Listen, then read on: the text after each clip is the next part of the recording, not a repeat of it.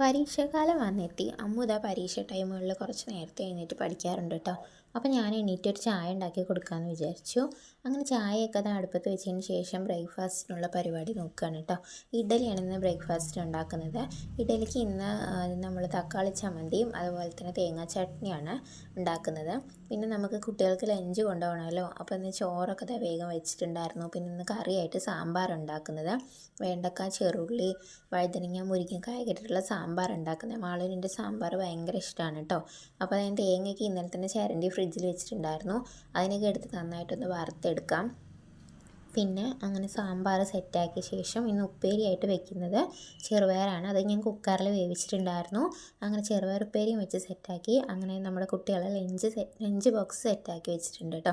പിന്നെ ഇന്ന് മാളുവിന് ഇംഗ്ലീഷ് എക്സാമാണ്. അപ്പോൾ അവൾ റെഡി ആയതിന് ശേഷം കുറച്ച് നേരം കൂടെ ഇരുന്ന് പഠിക്കാമെന്ന് വിചാരിച്ചിട്ട് ഇരിക്കുകയാണ്. അങ്ങനെ രണ്ടുപേരും റെഡി ആയിട്ടുണ്ട്. സ്കൂൾ ബസ്സിനായിട്ട് അവർ വെയിറ്റ് ചെയ്തുകൊണ്ട് ഇവിടെ ഇങ്ങനെ ഇരിക്കുകയാണ്.